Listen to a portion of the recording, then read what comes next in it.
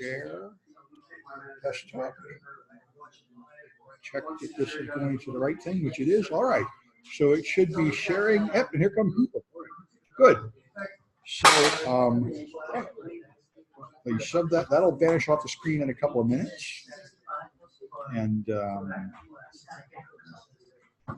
play. Slideshow is there. Good. And you've got the internet and everything. You should be ready. I got one live slide. We'll see if it plays. So if you want to get extra credit for this, make sure you put your name, what class is line you're taking. Oh, Steve said he's going to give you his list. He's doing the master list. Sure. Yeah, and I'll send it to you.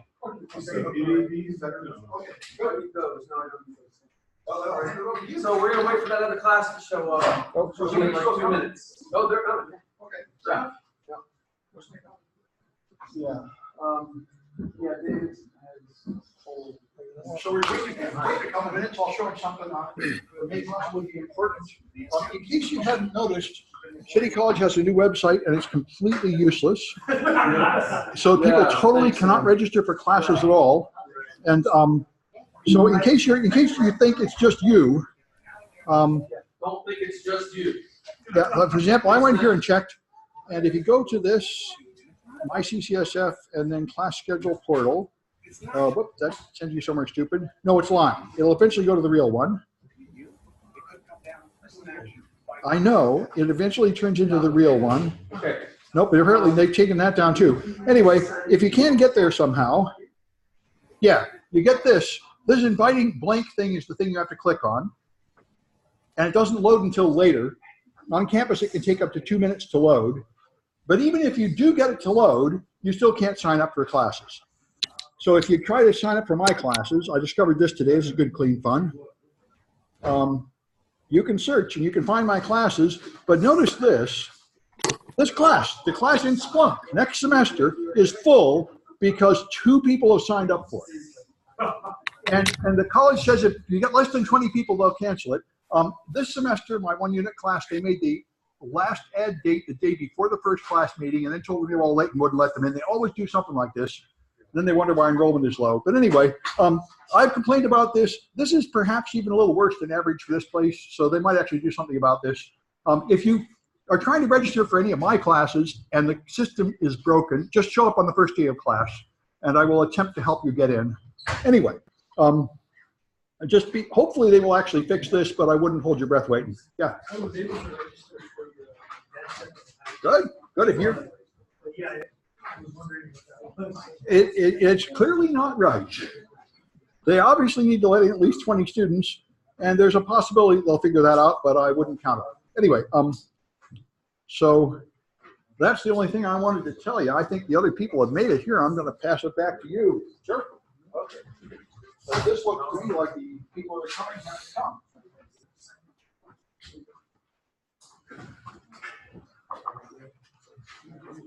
We'll give him a minute to file in here. He's got a list you can sign up on too. Adrian's okay to take audio recording? Yep, but we're recording right here too, so they'll be with the deck and everything. This will go up on YouTube. Cool. Yeah, on his Sam's class website and all Well, it the. goes on YouTube and I link it. Yeah, right. So you didn't know it, but now you're stuck. You were stuck before. I've always felt that way. Good. My wife will tell you nobody needs to stroke my ego. Your wife and my wife must know each other. She's ruthless. I think the most cutting thing she ever said to me once was, you know, Adrian, you don't have to swing at every pitch. That's making too many jokes. Oh. Okay, point taken.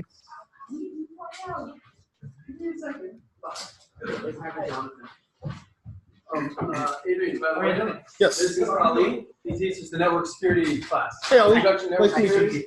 Adrian Kaylor, Splunk. All right, let's get going, I guess.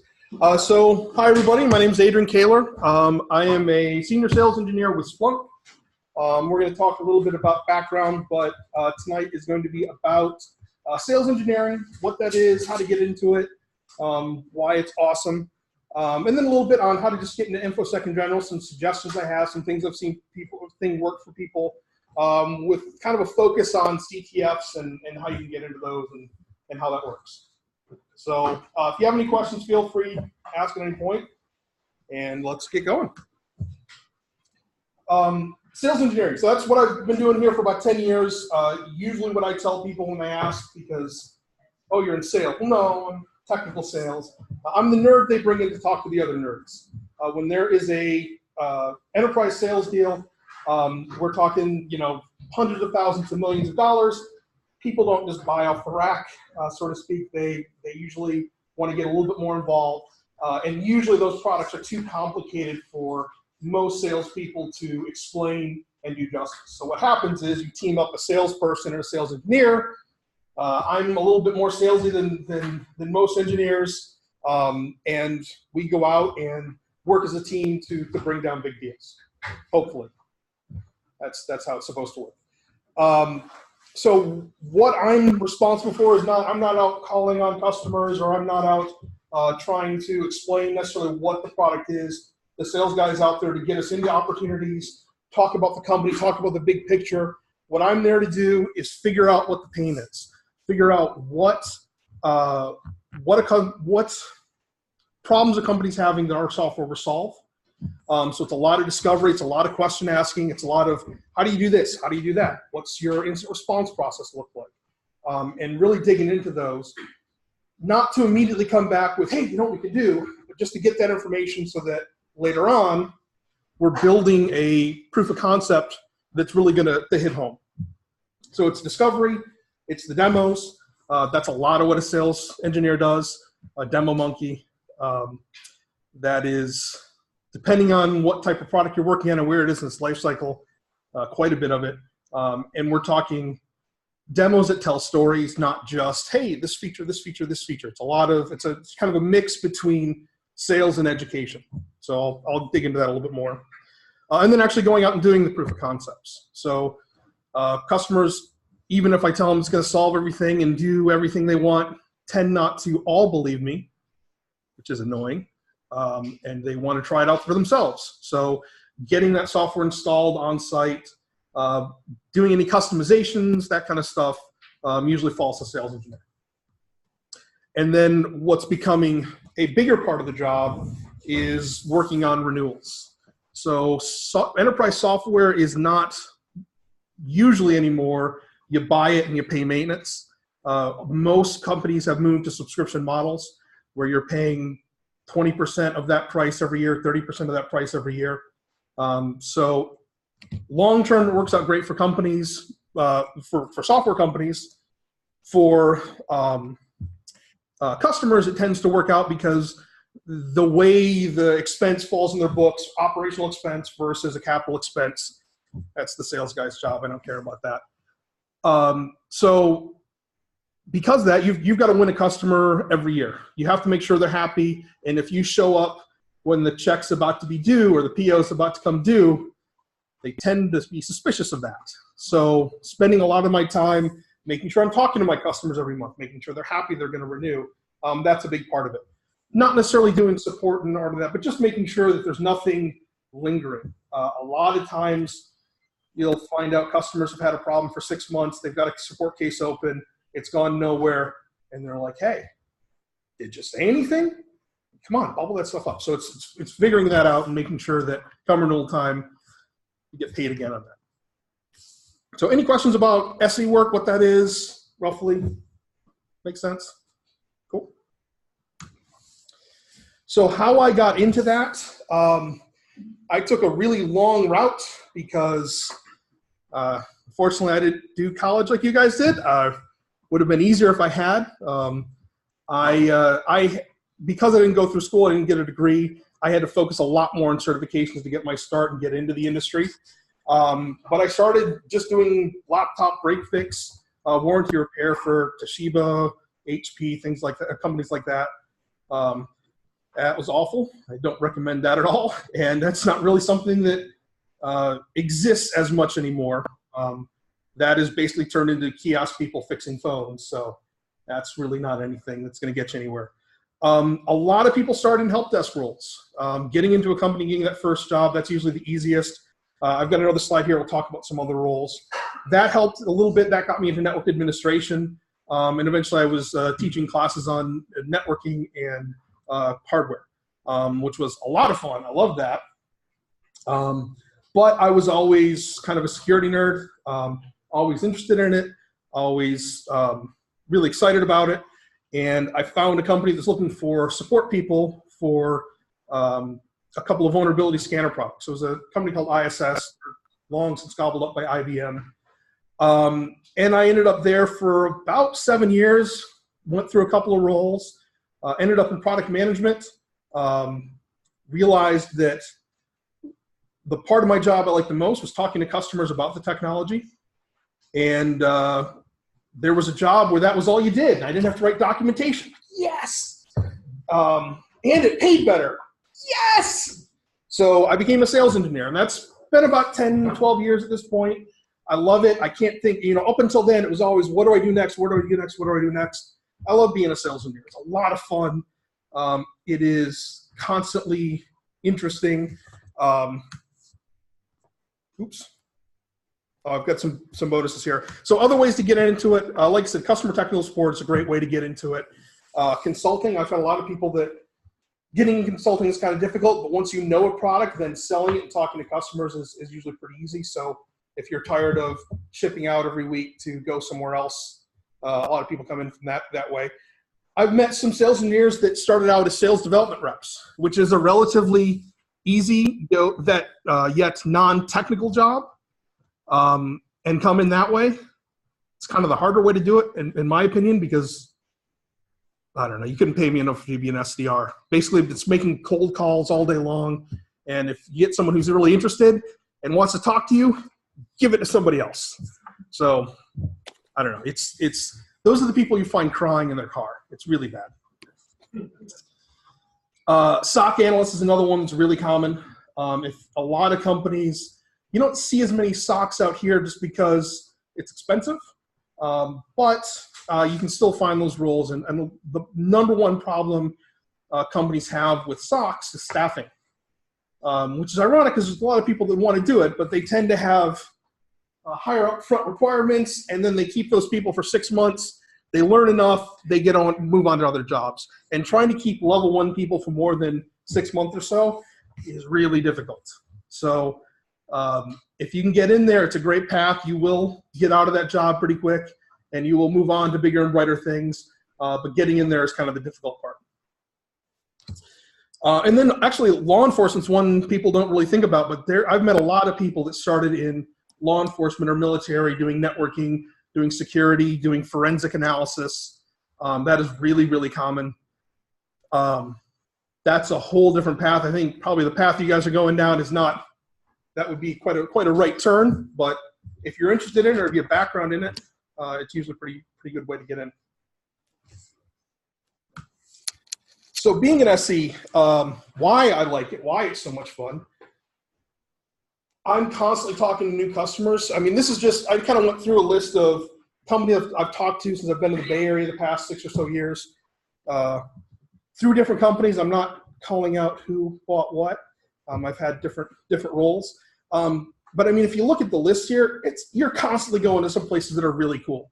Getting to go to Google's campus is amazing. And it's kind of hard not to walk around with your jaw on the floor, or Facebook or Twitter is just really cool. I think my favorite thing about Twitter is in their cafeteria, like everything's hashtags. So I've got a picture of hashtag forks, which I don't know, just made me laugh. They really take it a little too far. But an amazing artwork, amazing buildings. So because you get to talk to a lot of customers, you get to go places that if you were trying to work for a company, that's a long list to get through. And unless you're a consultant, you're not gonna get to visit all those places. Going on Pixar's campus was a highlight. That was really, really cool.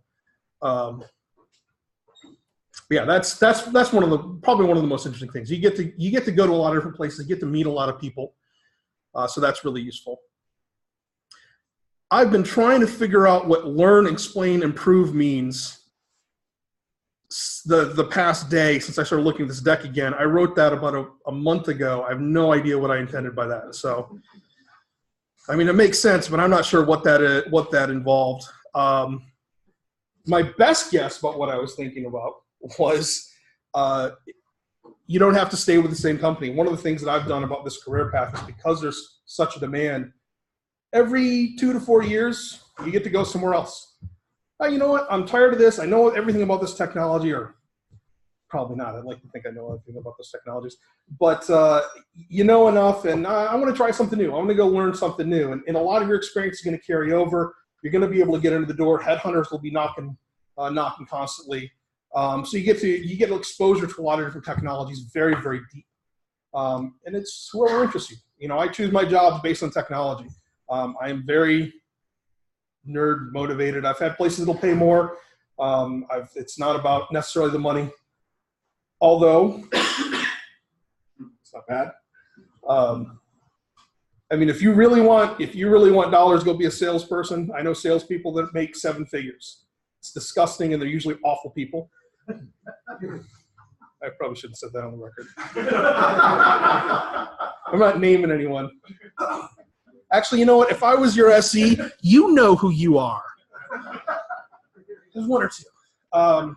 There's a lot of money to be made in sales. It is crazy high pressure. You're the first to get fired. You know, you have a number. If you don't hit that number, you get a quarter, maybe 2, and then you're gone. It's not fun. And it's just annoying. It's busy organization. I don't like it. The nice thing about it being a sales engineer is your salespeople can come and go. It doesn't matter. It's not your fault if a deal gets lost. It is, but it's not. You're not going to get fired if the company isn't doing well or your sales rep doesn't pull in a deal for a quarter or 2. And while your salesperson may be 50-50 base to commission, you're more like 75-25. So you're going to do well. But yeah. I'm sorry, 75% base, 25% commission? Correct. Yeah. Okay. Sorry. Right. Yeah. So if your salesperson does well, your life is good, the company loves you, you look like a rock star. Those are fun years. Most sales organizations have what they call club. Usually they'll send the top 10, 20% of the sales organization to a week-long excursion in, you know, God, I'm trying to think. It's usually some island somewhere. I think the last one I saw was one in Croatia. They're all over the place. Anyway, it's kind of a company event, but it's an all-expense vacation for a week, and you got to go sit in on a couple of meetings. Those are fun. Those are fun times. When you're not making your number, it's not as much fun, but you're not terrified you're going to lose your job. You're not as stressed out. Your job is there to get the POCs done. If the POCs are working, it's the best you can do. What's the POC? Sorry, proof of concept. So that's the, I'm going to go in, install software, do configurations, you know, do any customizations, prove that my software solves the problem that you were trying to solve. Makes your life easier. Working from home cannot be underrated. Unless I have to go on site, I don't have to put on pants most days. That's awesome. You know, you video conference from here up, but hey, it's especially the Bay Area. It's the commute is just brutal. Working from home makes such a difference. So you know, you usually schedule your meetings at 10 or 11 o'clock so you miss the traffic and you do as much as you can remote. But working from home is a huge benefit. I couldn't obviously everyone's going to recommend it, but I wouldn't stress enough as a perk. My home office is amazing. Spent a lot of money on it. It's better than any office I'm going to go into. And like I said, sans pants. That's all you need. Like how I left the slide on sans pants. All right. So what does it take to become a sales engineer? Sales engineer is kind of a combination of soft skills and hard skills. A lot more on the soft skills as opposed to a traditional engineer. You have to be able to talk to people. If this terrifies you, being on this side, maybe not what you want to do. You are presenting to a lot of people. You get to practice. You're doing the same thing. It's still a lot of fun. But actually demonstrating software is an art. It is not point and click tours. You are not, what I always say is you're not there to teach, you're there to tempt. You teach a little bit, you show a little bit, but you're there to get people excited. You're there to tell story and back up that story. So there is very much an art of the demo, and you know, it's something, all of these things are things I'm practicing to this day, 10 years in. You're never going to learn enough about this stuff. It's very, very important. Responsiveness and follow-up are probably the two things that will, if you can do that, almost nothing else matters. I've met a lot of, let's say, talent-impaired coworkers that were not that technical, weren't very good presenters, but they followed up with customers. They were there when they were needed. And while it may not have been the best thing because they were there and reliable, we're still crushing their numbers. That will make such a huge difference for you. And it's a hard one to learn. And once you keep yourself to that, it just kind of sticks. But just being responsive, huge difference. And for some reason, a lot of technical folks, it's kind of hard to do. You know, you respond to emails a couple hours later, you know, you're not necessarily right on it. Well, I sent them this and it's on them. You can't do that. You need to send them, you know, if a customer has a question, you need to answer the question, make sure they understand it, check again, or is anything else going on? You have to be almost annoying, and you have to be comfortable doing that. But ultimately, they will love you for it. I've had deals closed because we've been responsive, not necessarily because we're the best product, because we were there and present and doing the work. So I don't underrate that. Asking more questions. Too often, salespeople and sales engineers have had this talk 10,000 times. You want to know about blah, blah, blah. Okay, so then I kind of go into my spiel, and I talk, and I talk, and I talk, and 45 minutes later, oh, you have any questions? You know, it doesn't work. You're there to solve the problem, and if you're guessing at what a customer's problem is, why? You're just wasting everyone's time. You should spend more time asking questions than you do talking about what you're doing, because you're not going to be answering the right questions no matter how smart you think you are. So any sales engineer or salesperson that asks questions is already a step ahead. Sure. Framing solutions. So like I said, a lot of sales engineering is, you've got a problem, here's how we're going to fix it. And just being able to frame a response as here's how I'm going to solve a business problem. And bringing everything back to the business problem. Even if you're talking to technical folks, they're trying to solve a problem, and getting out of the weeds and talking about that bigger picture is really important.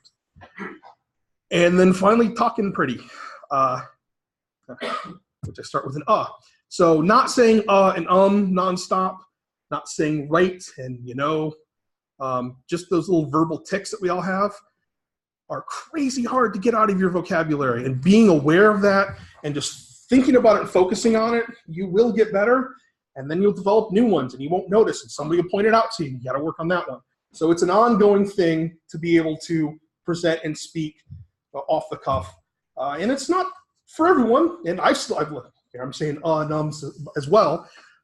Reducing them to a less annoying interval and being comfortable with silence is a skill you can teach yourself, and it will make you a much better presenter. So that's always something to work on.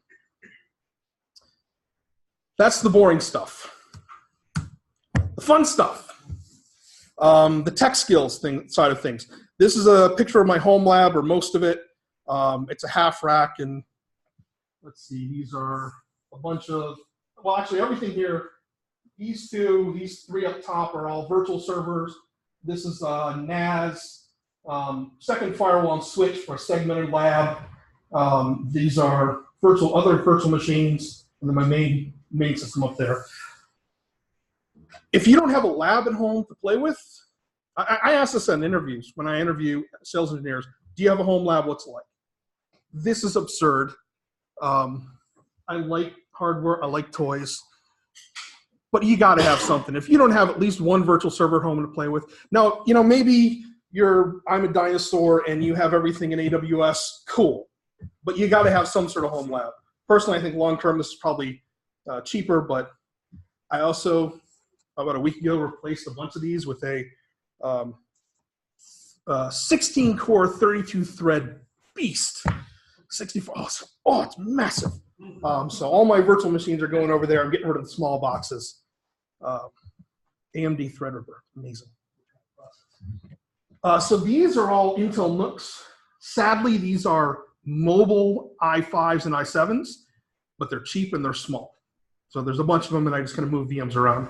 The new one is an AMD Ryzen Threadripper, 16 core, 32 thread. It's taking a moment. It's so pretty. What's absurd is I put it in a 4U case, and all the internal components are all RGB lit, and it's a rack mount case, so that makes no sense. And I'm cutting a big window on the top and putting in Lexan so you can see the pretty light show. My goal is about 3 big fans, LED lit fans in the front, and so one they're going to color adjust based on CPU utilization, memory, and disk I/O. I can't wait to get that going. It's so cool. You don't have to do that. That's absurd. Actually, it was only about $2,000 bucks. It's really not that expensive, all things considered. But you can go a lot cheaper. Just have something to tinker with. Be able to talk about it. Playing in your lab is what will get you farther ahead down the line. So VMware's great. You can get a free license for ESXi to run everything. Zen, Docker, KVM are wonderful. Do everything in AWS. Do everything in the cloud environment. I don't care, but have some sort of lab. Everything on Linux. Nobody cares about Windows. No one cares. No one cares. Maybe on forensics, you know, but let's be honest. If you want to get into security, no one cares. That might be a little biased. Like I said, if you're not going to deal with hardware, spend some time in the cloud. I already hit this, but I just kind of want to point out, everyone knows about AWS, and AWS is a great thing to focus on. People also talk about Google Cloud. Sorry, it's not being used. It's not really out there that much. People underestimate Azure. And it's Microsoft, they're old, who thinks about it. They're doing a lot. And most of the customers I talk to, yeah, we're in AWS, we're moving a lot to Azure. The fact that Office 365 there is there, their AD services are there. There's a lot of companies moving to Azure. Azure is very, very competitive. If you want to be positioned well, spend some time with that, be really familiar with Azure, and you set yourself apart, because people ignore it. But it is definitely going to be the wave over the next couple of years. So, my little soapbox. Google Cloud is, yeah, no one cares.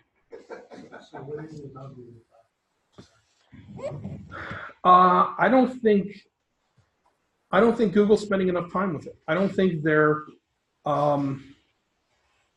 So one of the last companies I worked for, we used to get feeds of network traffic, and we would do analytics on that traffic.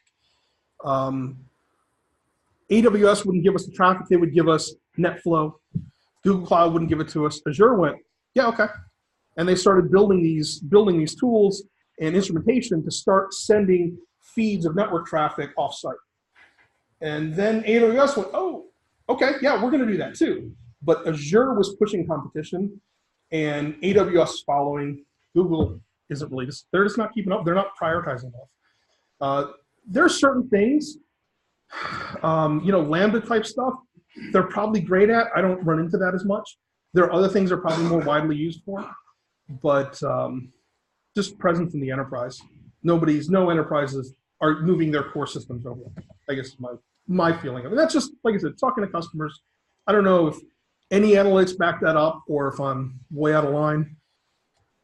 So, for what it's worth.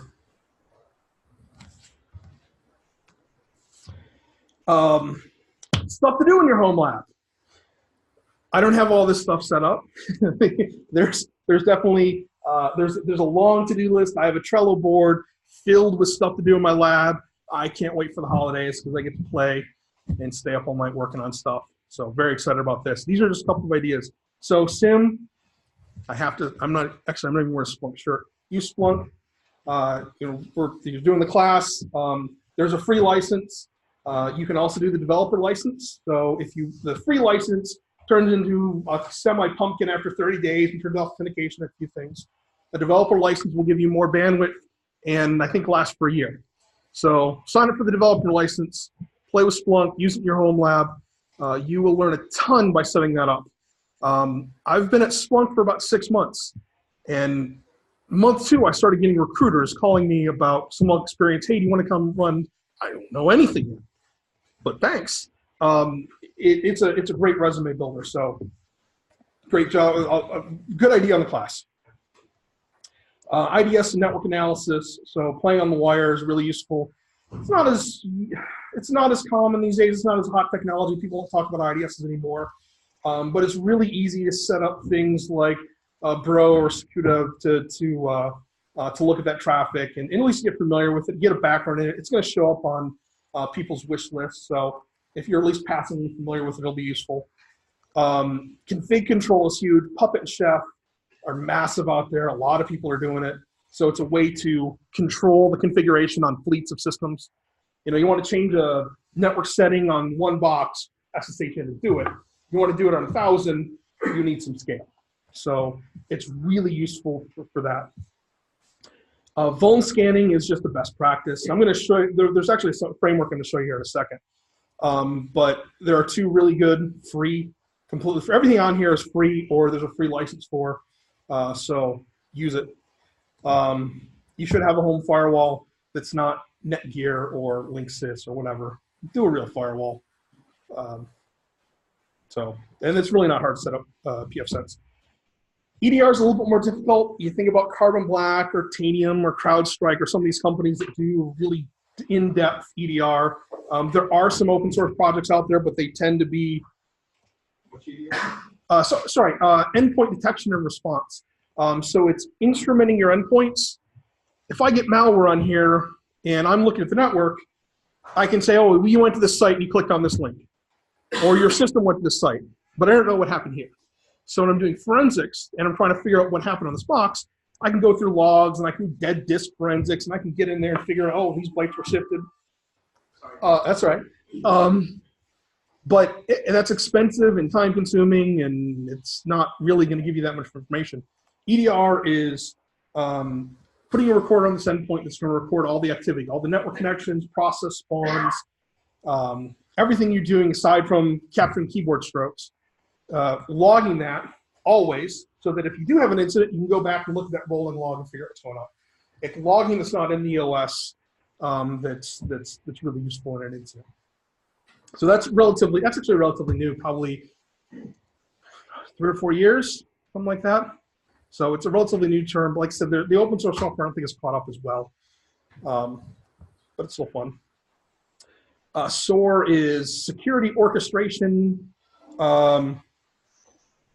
automation, security orchestration. Just security orchestration. Sorry, I tried to assign too many letters to that. So that is also a relatively new term. It's basically how do I glue a bunch of products together.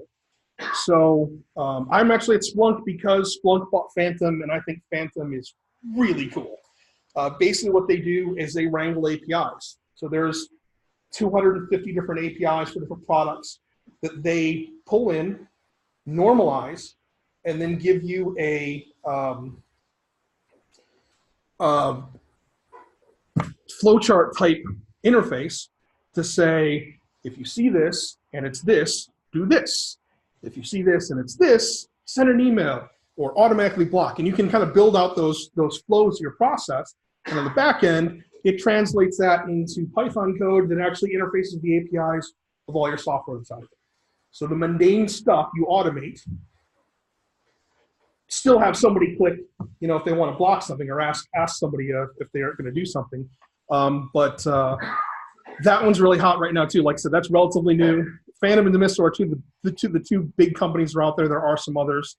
There's a lot of people that are starting to add security orchestration to it, but those are skills that will definitely get you noticed. Web app security is a whole different beast. If you really want to get into application security, there's a lot of jobs out there.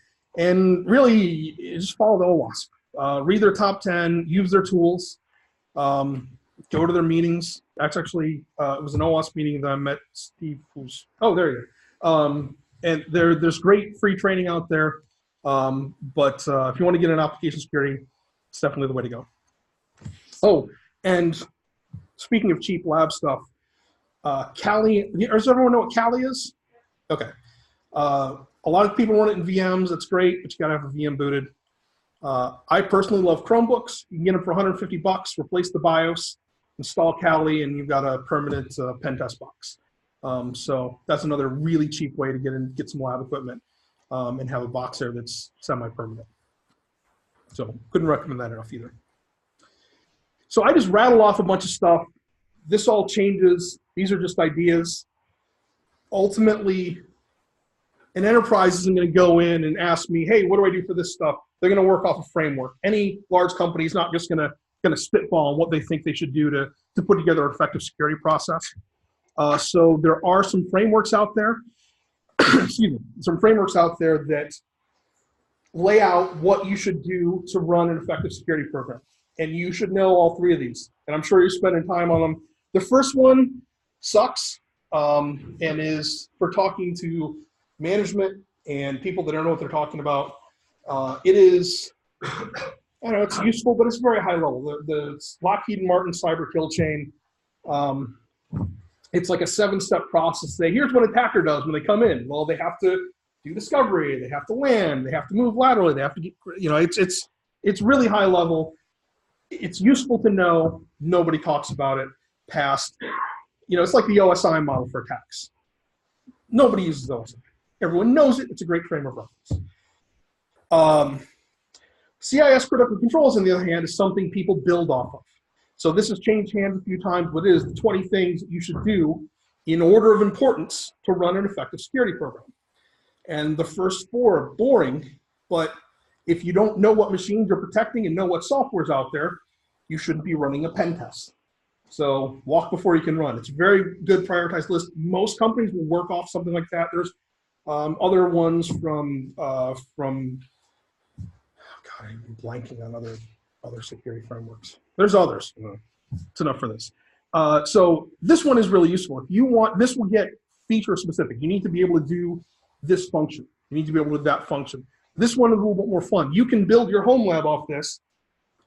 Wow, well, I'd be impressed if you built your whole home lab off this, but that would give you definitely a step up.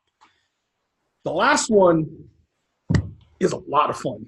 Now, the MITRE attack framework is really specific, and it is I don't know how many are on there. There's at least 100 or so. You know, if you have, yeah, it's down to, this is a technique. If we talk about getting credentials or moving laterally on a network, well, I'm going to try to steal passwords from config files. I'm going to try to snip the wire. I'm going to try to do, and it's those different techniques that you would do to take that task. And if you go through those and learn about each one of those, it's a really good common framework so that vendors are speaking the same language when they talk about what they're protecting or what they're doing. But that one's a lot of fun. That one, as a nerd, you will definitely geek out on. Pick a subject, take a week, and tinker with it. So, moving completely away from all that, the other thing I want to talk about are CTFs, capture the flags. Are you guys familiar? Anyone not familiar? Or who's familiar with CTFs or participating? All right, that's a pretty good number. Okay. So some of this might be review. The CTFs that you guys are talking about, I've actually never done. So there's different types of CTFs. There's kind of the attack and defense, where I have a network I'm defending, and at the same time I'm trying to attack other competitors, and I get nothing. Those are great things at con. It's a great thing if you have a lot of people. Amazingly enough, I'm not that social. Weird from sitting here for talking, but hey, there's also the Jeopardy style that tend to be something you can do in your home lab, or you can do in small groups a little bit easier, and I'm going to go into those a little bit more. And then there's a ton of security games and other stuff I'm going to talk about. This is actually a flag, by the way. So if anyone is curious about what you're capturing, it's just a code to say that you got somewhere, or that you saw something, or you're able to exploit something. Why is to CTF? It kind of worked. They're a lot of fun. It's definitely gamifying, your job, in that there are points. I'm a very, very, very competitive person. So it's not enough that I win, everyone else has to lose too. And this feeds that a lot. Actually the picture they put on the presentation when it out was me playing in I should brag a little bit, the World Series of Poker event a couple years ago. I did not do well. It was one of the small events, but I just thought it was a good shot, so I use that. But yeah, it's nice if you're a competitive person to be able to. It's an outlet for that in a sociably acceptable way, where you're less likely to swear at somebody who's not going to be in the heat of the competition as well. So anyway, it's really fun for the competitive aspect. It's also very, very humbling, which we all need. And I've been humbled many times by these, because you're going to run into people that make you look dumb. And that's awesome, because at least to me, that's motivating. I don't want to be the smartest person in the room, because that's boring. I want to be around people that are smarter than me, because it's challenging. And that's, one of the things career-wise, always love to do. I want to go where people are smarter than me, because I'm going to learn something. And like I said, if it keeps you humble, also, you're going to pick up a lot more. And then finally, it's a really common recruiting tool. I thought you guys would be interested in recruiting tools. So there was one we were talking about earlier also. This is totally unrelated. I forgot to put it up here, or it didn't really relate.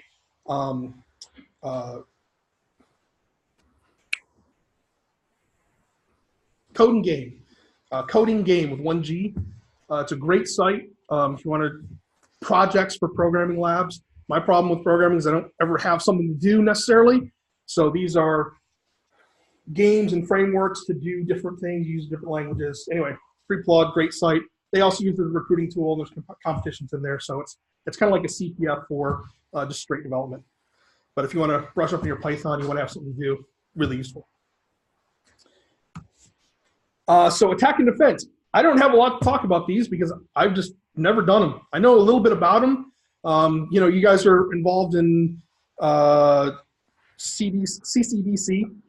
So I think that's, get involved in that if you can, at least. I'm sure you do talks about it or bring people in. But usually you're going to be part of a team, you're going to be specializing. So if you know a lot about crypto and you want to be the crypto person, some of the small stuff might be, hey, figuring out this is a ROT13 encrypted, which is like the Caesar cipher, which is Julius Caesar. It's an old one. So there are things like that where you're going to have to solve those problems, or maybe something just base 64 encoded, and it's going to be a simple tool to, I actually need to know about crypto exploits. So it's definitely a range there, but that's usually going to have somebody that's going to specialize in that. Somebody that's doing exploit creation, that's out of my league too. If you actually are doing attack and defense, you're creating exploits and then doing binary patches to your systems. That is a whole world in and of itself. Reversing binaries, doing malware analysis, that's absolutely one that'll get you in the door for certain companies to do some really, if you want to start doing security research, that's a way to get in there. Network analysis is a little bit more common, so looking for exploits, looking for issues on the network. There are Wireshark challenges, things like that. That one's probably a little bit more practical into getting a day-to-day job as a security analyst or working a SOC. And if you want to get into web apps, that's its whole other thing. So there are, like you've got an academic team, there are a lot of the bigger events, like if you go to a lot of the cons that have CTFs, there are academic teams that are competing at a different level, so you're not competing against, there's a couple of the gearheads at Google that do malware analysis every day for the past 10 years, because that's not fair. So there's definitely some there. Look at this Reddit. There's a security CTF Reddit. A lot of great information there, a lot of great links. CTF Time is kind of a group scoreboard that a lot of them use. There's also a lot of information about how to get into CTFs, other CTFs. This is a good way. Both these are also good ways to find a team. So, hey, I'm looking to join. This is what I can do, or this is what I'm in, and you'll probably get some responses. So, if you want to get into them, great. Do the one here, because if you've done one, you're more likely to get into another. The ones that I tend to do a little bit more are the Jeopardy stuff. So CTF, you have a network, you're both trying to exploit other people's networks, and you're trying to defend your own from the same exploit. So if I attack someone, I'm going to patch my own. These are more, I've got a system I'm going to get into, and they've left breadcrumbs, and I need to solve this puzzle and figure out what those flags are. This is purely an attack mode.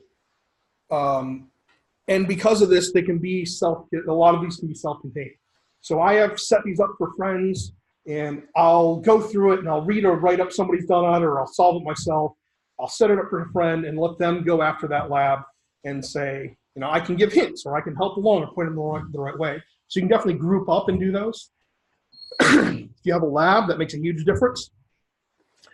There are vendor one runs. So somebody had the boss of the sock patch. So we do one for customers. Well, mainly for customers. We do them openly, but it's a great way to get training. It's a fun way to get training. People love it. It is a day to nerd out. Well, 6 hours or so to really nerd out and get into a product. But we try to keep it a little bit not Splunk specific. So you're definitely doing some other analysis. A lot of vendors run them. A lot of people run them for recruiting. But there is actually one that SANS is just about to kick off. So Holiday Hack Challenge, or what do they call it? KringleCon. It's taking registration now. If you want to sign up for that, it's a free one. I have no idea what it's going to be like. I haven't looked at past years, but that's just about to kick off here in the middle of December. So that could be fun. If you're doing solo, so these are both repositories of people that have put out VMs or Docker images of CTF, Jeopardy solid CTF they built. So I can download an image, throw it in my lab, boot it up, segment it, because you're downloading VMs from who knows where, and that should make you nervous. That's why I have 2 switches. I have segmented networks. Everything's, yeah. Not that I've ever had a problem, but healthy paranoia. So these are great places. They're free. There's a lot of boot to pwn type stuff where you boot up a VM and have at it. So those are really useful.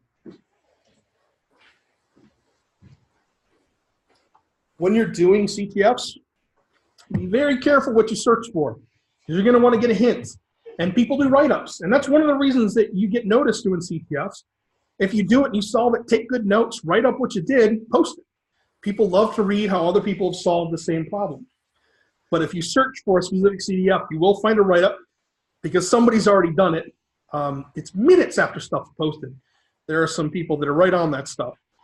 Just be careful what you're searching for. And like I said, if you want to get some hints or you're just getting started, read some write-ups, go through them yourself, have a friend set it up, read the write through and be able to give you hints. That's another great technique, so work in teams.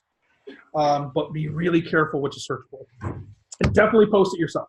You will get hits, and you'll be surprised where that could lead. There's a ton of, so this is kind of the other category. There's a bunch of learn to hack stuff that tend to be the more basic CTFs. These are a couple of sites. Over the Wire is an archive of a bunch of those that have gone offline over the years. They've archived.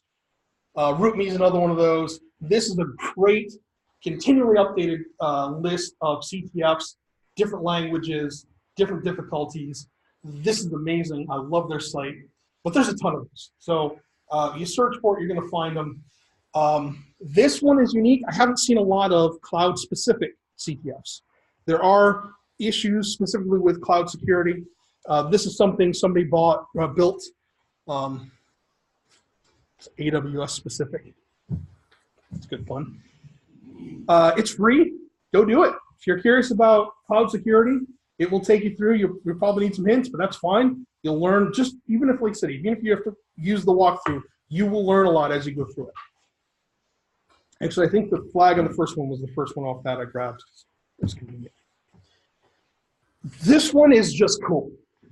Pwn Adventure 3, Pony Island, is one of my favorites. Someone with way too much time on their hand built an MMO, multiplayer online game, to find everything. It's not a great one. It's definitely not taking on WoW anytime soon, but it's designed to be exploited. So they use some very poor techniques that people tend to use in game design, and there are flags built out through it. And you can launch a VM, and there's a client for a couple of different OSs, You've got to hack into the client. You've got to intercept network traffic and decode that. You have to go through everything. You really will kind of go through the gamut. And if you really want to, a lot of the stuff is, you know, we start getting binary analysis and reversing. It's beyond my skill set. So there's a YouTube video. I should forgot to put that link up here. Oh, sorry. Hold on. I gotta remember this guy's name.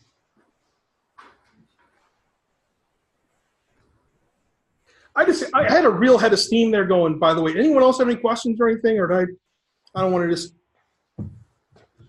like I said, I'm supposed to talk or ask questions, right? I'm ignoring my own advice.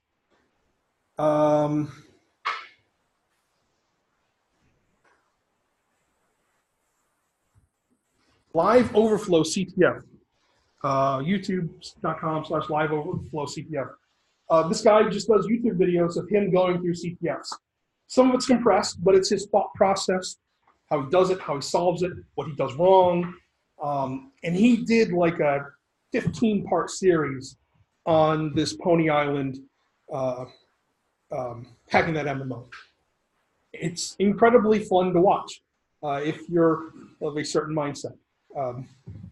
My wife always tells me whenever I said, "Oh, this is really cool," "You're using that word wrong." It's like, not how you pronounce that. She's a mean woman who probably won't listen to this recording on YouTube. She won't. She couldn't care less. If it was about Excel, she'd be all over it.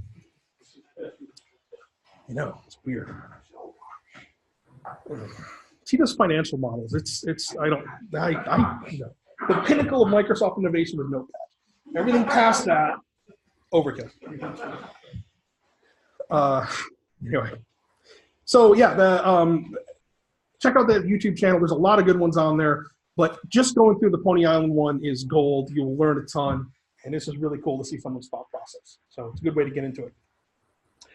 Another one that's just kind of an out there, it doesn't really fit into the category, wireless CTFs. You tend to only see some of the bigger cons, but you'll see it at DEFCON. And this is, you got to like radios and really like wireless security, but it is a little bit more physical in that there's kind of this fox and hound thing where there'll be a beacon that's wandering around the casino, and you have to take a laptop with a bunch of antennas on it and not sweat as you walk through a casino. Like, no, I'm doing something legitimate, but it's, you know, you're trying to find it. You're looking for beacons. They're a lot of fun. I keep wanting to get a team together to do one at DEFCON one year. I haven't got enough takers yet, so if anyone's curious, let me know. But those are a lot of fun too. That's really cool stuff. At least going to the wireless villages, they'll definitely show you a lot about that. But it's more than just, you know, cracking WEP or some of the boring stuff that most people do or think about with wireless. So, play. Damn it. Yeah, that's right. It's supposed to be raining money.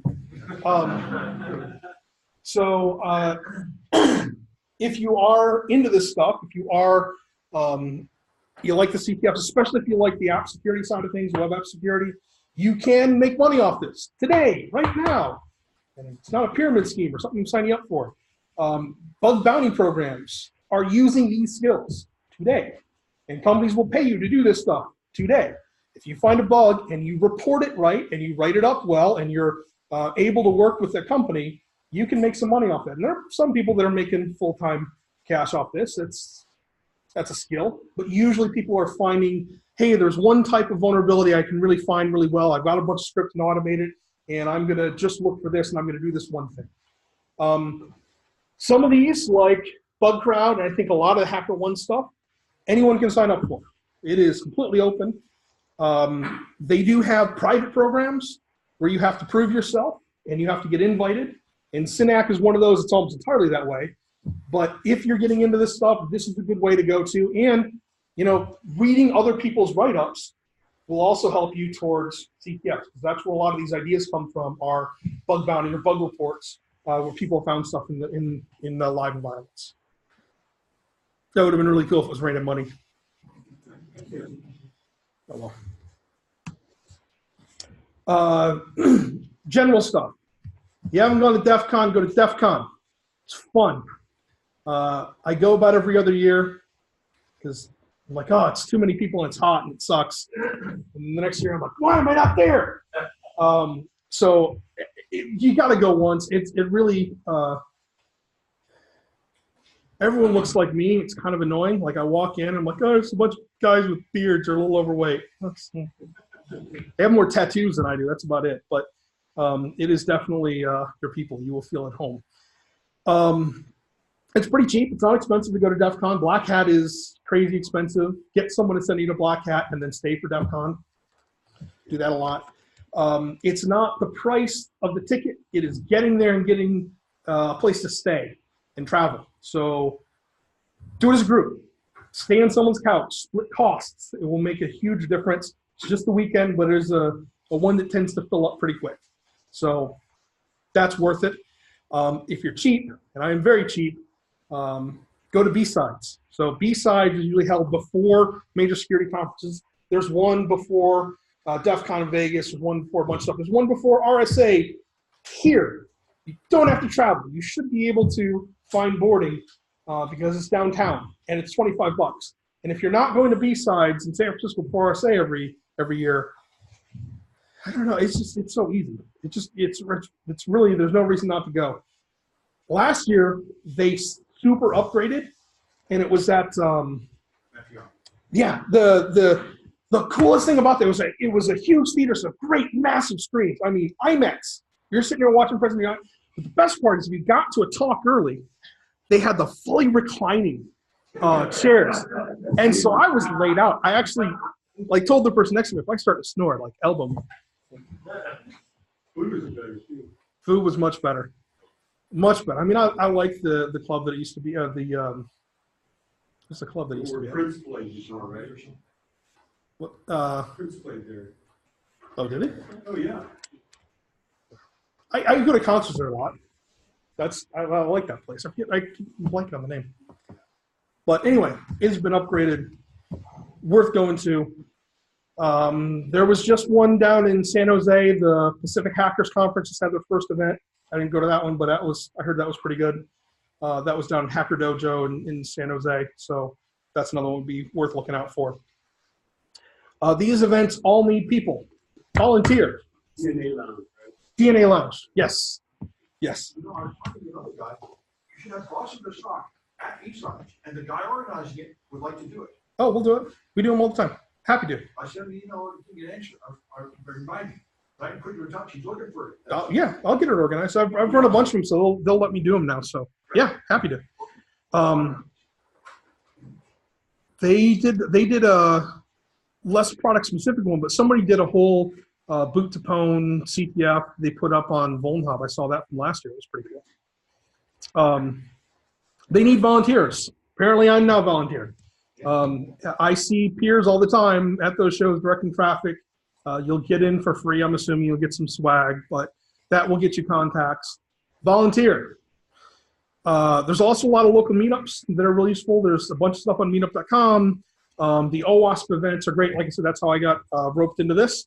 So, beware, I guess. I don't know. But those are great free training. People have them all over the place. The ISSA meetings, by the way, start with who's looking for a job? Who's hiring? Talk to each other. That's how they start. So if you're looking, those are a great place to go and kind of get a couple of contacts and meet some people. I go to those every month. Yep. If you're interested. And there's one down in San Jose. There's one up in the city. San Jose is not doing it anymore. Oh, they're not? It's too far. I don't care about that one. Yep.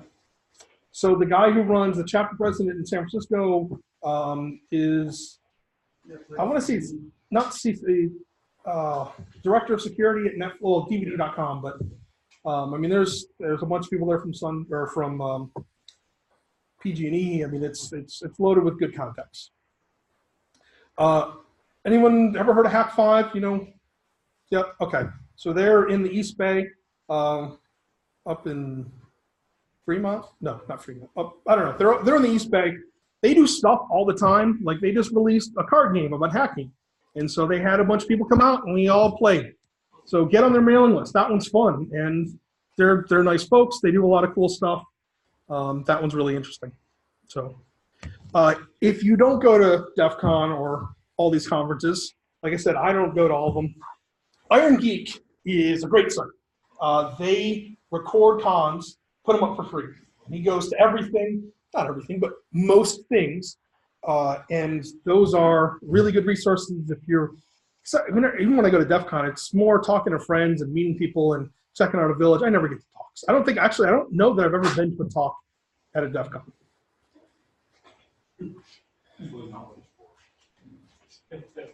Yeah, actually, no, it's not. They're recorded. They're good stuff. And you can go to them and they're great, but Iron Geek has it all. It's all free. There's the Live Overflow CTF link I was talking about earlier. So I'll pass it around, by the way, if anyone wants the links. So this is me. This is my email address. This is also something that if you're thinking about career advice in InfoSec, goes into a lot more detail about a lot of different fields. This is awesome. This is a lot of information pulled back. So if you have questions, let me know. That's it. Thank you. I started getting the photo. Yes.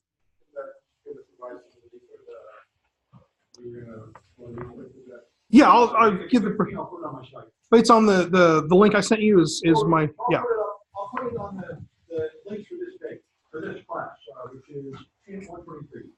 I'll put it in the schedule, the link to these slots. Question. Sure.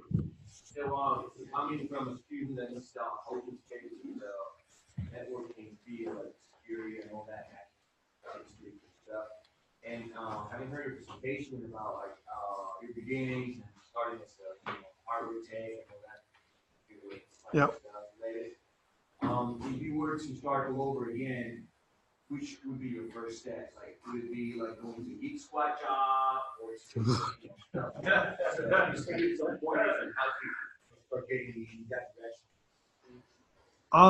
my first thing I would have tried to get a job at a SOC level 1 analyst, day one. From there, I would have tried to get into a company early in my career, tried to get into a company that's doing incident response. The people that were at Mandiant, when Mandiant was Mandiant, not what it became. The original Mandiant consultants they will still not shut up about it. They are so proud of that experience, and those guys know their stuff. And it's because they were parachuting in, and it's a horrible job, and you don't know where you're going to be. You're spending a week plus working, 15-hour days in a hotel room in Boise, which is awful. Every time I've been to Boise, I'm sorry if anyone's from Boise, but it sucks. It's hard work, but you will get so much hands-on experience that you can refer back to later. And over time, it becomes less. The stuff I did as a network admin 20 years ago does not apply. For some reason, I run across as much NT4 as I used to. But that experience will definitely push you farther faster. So that's what I would do. I think those two things. I don't think you need to take all the steps I did. I had to do a lot because I didn't get a degree, and because I had to do certs, and I didn't have a mentor. I was just figuring it out. Like I was talking earlier, I used to one of the jobs I was at when I worked in support on the weekend when I was voluntary overtime. Loved the voluntary overtime. Nothing happened. I used to, when the phones were ringing, nothing was going on, I would, go over to QA, and I'm not going through people's stuff, but I'm like, all right, what books are on their shelves? Oh, okay, well, I need to learn that and that and that. I need to figure out that. And I just kind of brute force it and figure it out myself. If I had a mentor, that probably would be a lot easier. Does that answer your question? Yeah, I guess, like, we have some programs that, guide us in direction applications like CCNA, like CompTIA security and all that stuff. Sure. So, for us, which one do we follow? The biggest. Getting to that field. Yeah. Certification for us. The ISC squared stuff, like the CISSP, it requires a lot of experience to get. but that one was the biggest bone to my career. That one got me a lot of respect where I wasn't getting it before. I was just some kid. There are junior versions of that, and there are associate versions of that I think are extremely useful.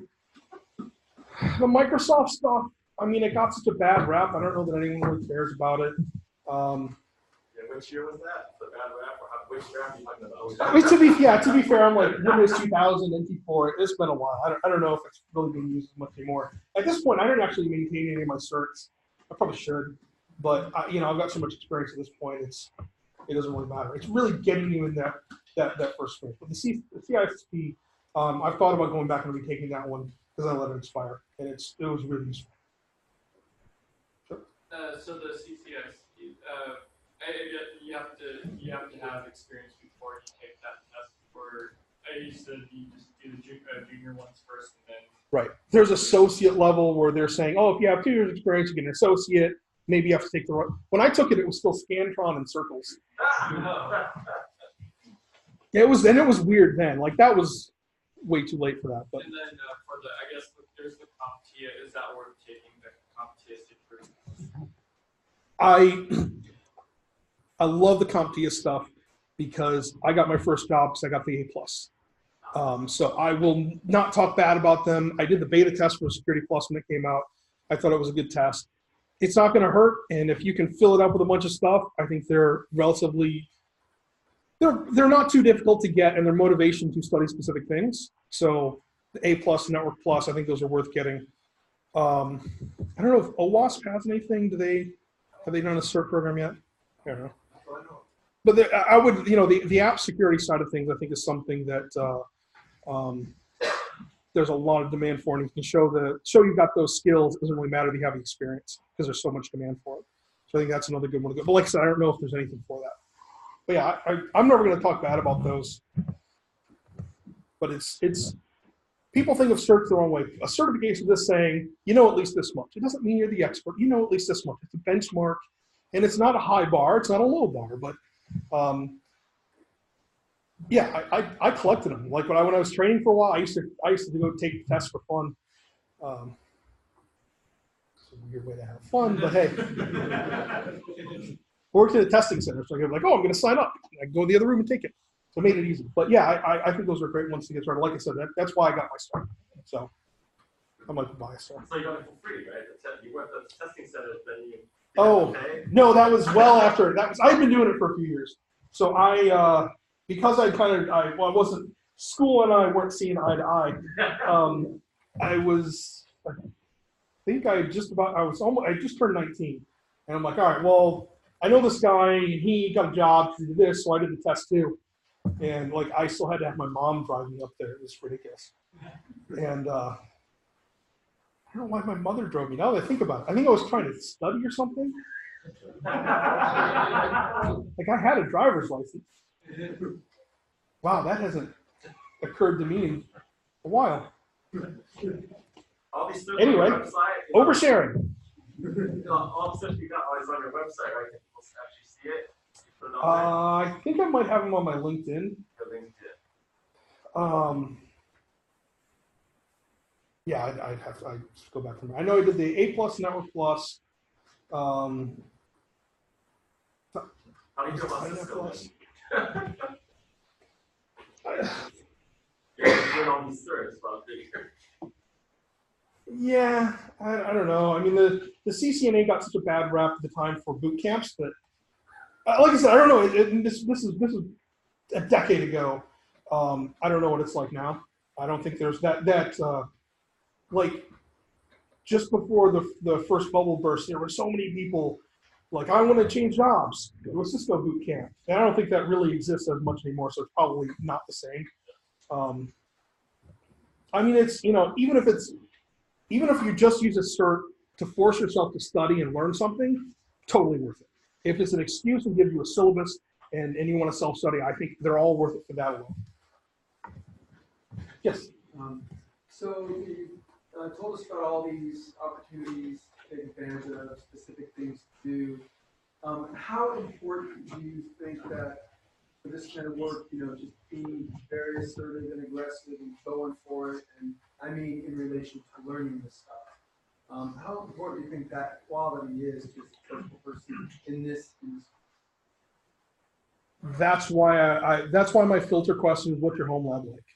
Because if I don't want to hire somebody that's not just, and not every night, I don't spend every night in my lab, but there are Saturdays where at 2 a.m. I'm figuring, oh, I want to set something up and I'm doing it. You want somebody who's got that desire to dig in and figure it out themselves. Google it if you don't know the answer. Everything's out there. You know, if you can do that, you can learn anything. So YouTube it's, is better. what's that? YouTube is better. You can fish set up the mail. I think I gotta pause my music. Oh. And I listen to somebody, click the like or subscribe. Shut up. I'm biased like that. But maybe if I turn on closed caption, it'll be better. I don't know. But yeah, I mean, you know, between Reddit and Google and YouTube, you can learn anything. So I would rather have somebody that take the initiative to learn it themselves and figure it out. You don't have to know everything. You have to have the ability to learn it. Or finish it. Because setting something up is half the fun. You get 70%, and then you get stuck the last 30. And then setting up a mail server, I looked up YouTube to get the last 30. Great. Yeah. No. As long as you get there, nobody cares how you got there. As long as you got the answer. I mean, real world. I don't know if I blew up your testing methodology. No, that's fine. That's why you're here. Google everything. You guys need to learn the real world. Yeah. Yep. In the sorry. network monitoring world, or the log analysis world, how important is the skill of coding? Like people who work in Splunk, you've got different departments, you've got people that are security experts, and you've got people who actually build the application, code the application. Can you say a little bit about the different roles? I have been hearing from security companies they need coders. Yeah. Fundamental skills. Well, a lot of companies are moving to a DevOps approach where there is no, you have a development group, you have an operation group, you do a release, you throw it over the fence, and a couple months later, you do another release, you throw it over the fence. The people that are developing are also the people running the day-to-day, and there's a focus on automation. And really when they're talking about wanting people with a development background, they're talking about people that are going to automate and script as much as they can. So that's not having to learn, C and deal with memory management. It's, hey, I've got Python and I can write some little glue script to get things together. I can barely code my way out from a wet paper bag, but with Google and some trial and error, I can get it done. So that's enough for me. Splunk and things like that are more about the data. So if I can craft the right search, I don't really have to do much applications. Maybe a little, if I want to put a pretty UI in it, maybe I do a little web development, but it's not really required. That's why the security orchestration products are so big, is because you can do automation without having to be a developer. You can still get into the code, you can write your own Python, but it doesn't work. I wish I was more of a developer. I wish I'd kept up with it, and one of those things that's always on my list, I'm like, oh, I'm going to do some more Python, but as long as you can muddle your way through and you can figure it out. That's my take on it. But I'll definitely give you a leg up. I want to talk about Windows. Sure. Just in the sense of, in having a home lab, do you think it's just less important in the sense of using your home lab to work out automation and things like that? Or is it also useful to have like maybe someone that's really into? Oh, it's totally useful. Yeah, I was just being funny. I did air quotes in case anyone didn't see that. No, it's useful. It's just, especially here in the Bay Area, it's just not as much. You don't see, there's a lot of companies that are all Mac, and those skills don't necessarily translate to a Mac environment. It's just not, like I said, it's as a client, yes, but not many people are also doing a lot of new stuff with Windows servers. If you look at Azure, Microsoft is moving towards Linux and embracing Linux. Just feels icky, but they are, and even Azure, you can run everything off of Linux base. The Splunk does. We support our servers on Windows and Linux. I don't know of any customer that's actually running them on Windows. I discovered that. I tried to install it on Windows, nothing worked. There's a bandage evil. Put it on Linux, it runs. Yeah. It's weird, but I think I would say that specifically in the Bay Area.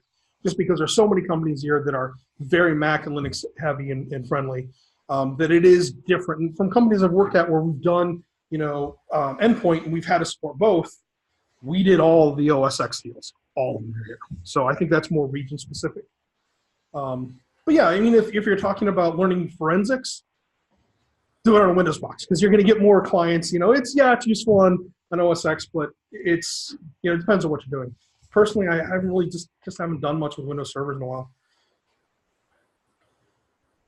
You have a favorite flavor of Linux? Yes, mate. Red Hat. No, well, I mean, all my no, I mean, I use it because it's an AWS. All my home VMs are all Ubuntu. Yes, probably not the coolest thing to say. I love Arch. I've run it as my desktop many times. It kind of depends, what month to month what they're running. I really like that because you get to get your hands into it a little bit more. But yeah, I'm not that biased. Yeah, either way. Eventually, everything has to work. Red Hat pisses me off more often than not when I have to use it. Why did you do that? Why? But everyone's gone to System D, so. You really want to suffer useful errors. Yeah. No. Yeah. I have some HBucks manuals I found back in the day on my shelf just because, but I wouldn't use it. Does Splunk have like the world's biggest stock from like government? I don't know. Never seen it. Yeah, I don't know. Actually, I haven't seen that. I haven't seen her. Yeah. Should find out. We do a lot of Splunk internally. The business runs off Splunk. There is, I mean, we use Sales. I don't think I'm saying anything I shouldn't, but we use Salesforce and things like that. But so much of the business runs off Splunk internally for internal systems. All my reporting is through some Splunk apps. But yeah, I don't know. So you said something I didn't understand. In addition to the, network monitoring log analysis feature, there's a lot of other Splunk products that are just sort of tools related to that kind of work. So yeah, Splunk can do a lot of different things. We tend to be focused on log analysis, but any type of unstructured data, we can build searches around. We can add some form to. There's a lot of people that use this for IT operations. There's a lot of people that use this for monitoring analysis of specific applications.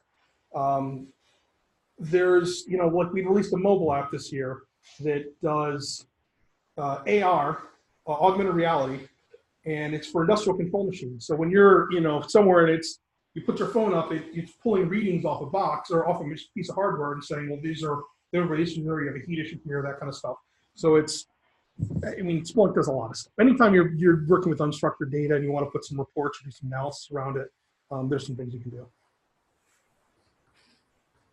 Nobody from Splunk yell at me about that. That was not a great explanation. How about for your home protection, like for antivirus and Why do you want to know? I mean, I guess what are your favorites? Use malware. I don't have any malware any malware running on anything. I have Defender on a Windows desktop, but I don't bother. Just restore image. I don't click on links. That's a big. If I'm going to do something that's questionable, that sounds bad. If I'm going to do something that has risk or I'm doing something investigative, I've got VMs that are siloed. I've got a separate network where I segment stuff. So it's just best practice in hygiene. Should I? Probably, but I don't. But the other stuff, I mean, like running a PF-Sense or, running IDS at home, running Splunk and gathering log analysis and doing our security essentials. And there's some things that you can do that pretty useful. Or are you actually running PF-Sense at home? Yeah. My both that and the internal firewall are PF-Sense. And there's a tunnel from the.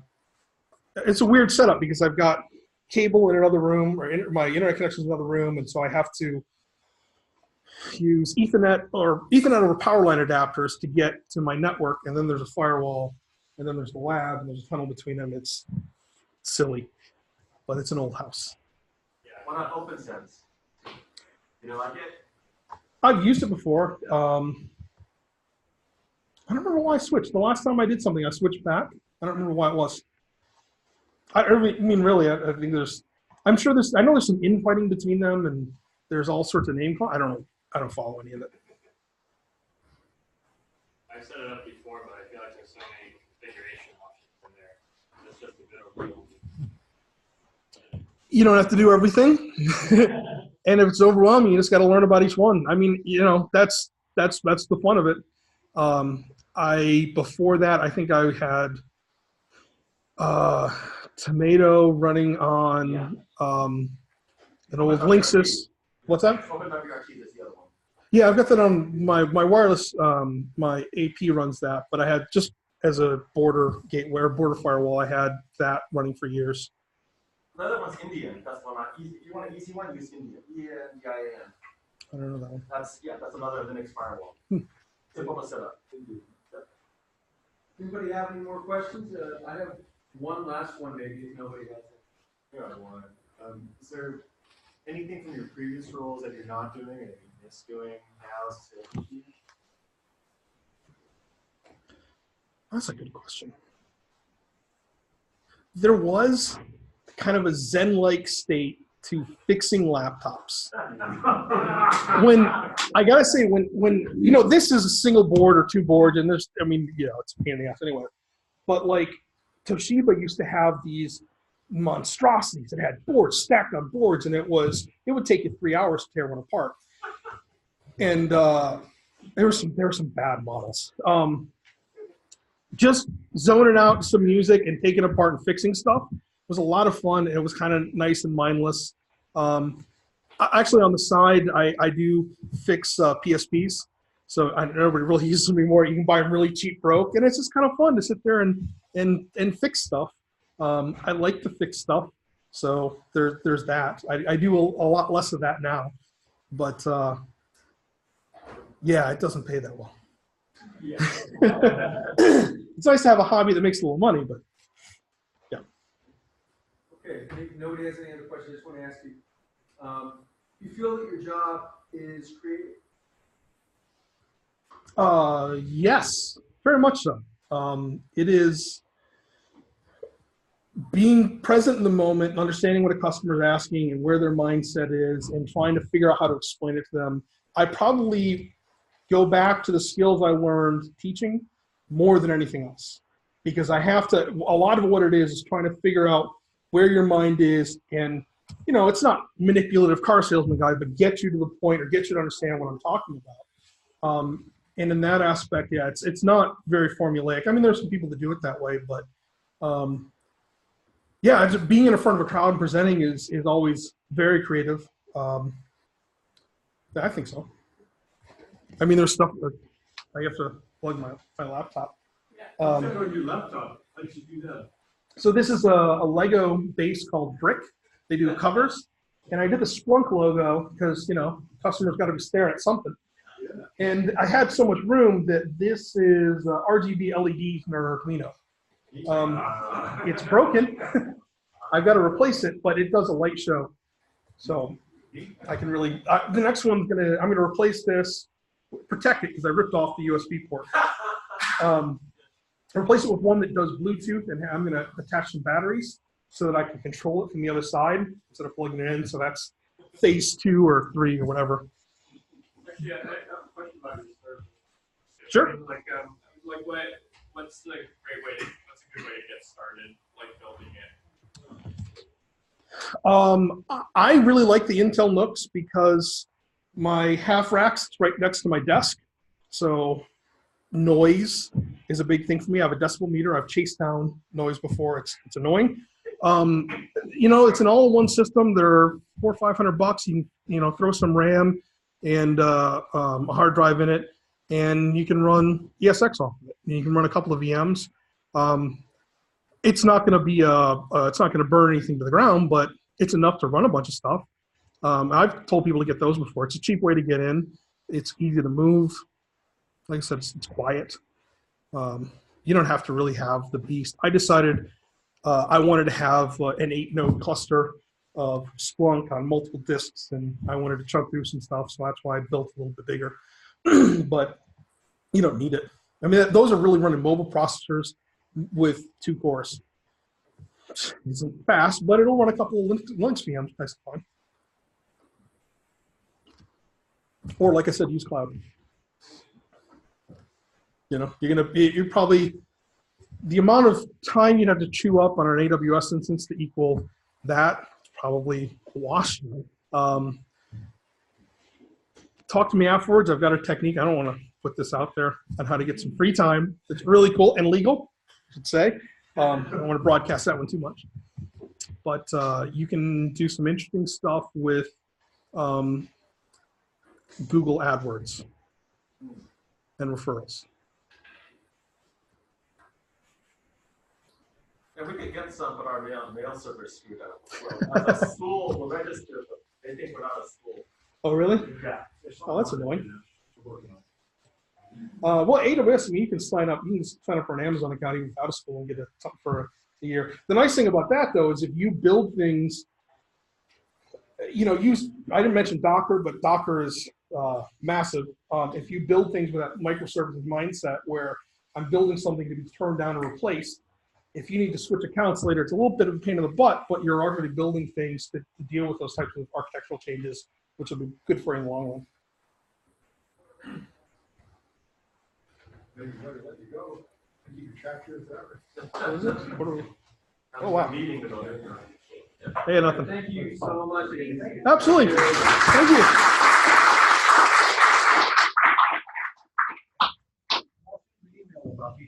Yeah, and we'll talk about the Splunk stuff. Most notes. Absolutely. Thank you. Thank you. I'm going to stop the share and recording. I was going to take a picture of the slides, see what's in the back. Well, I'm going to post it on my website. Just a couple of the back. What do you want? Just a couple of slides back.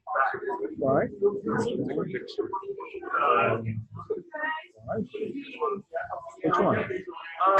Before that, this one and let me take this one. Let's take a picture.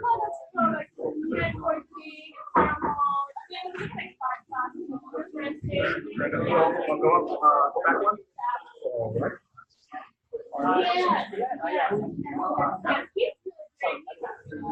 What's the other one for this? Okay, go for it twice. Thank you. Forward.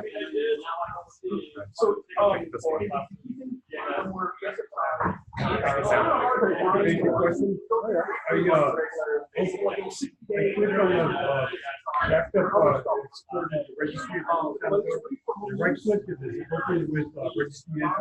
Yeah.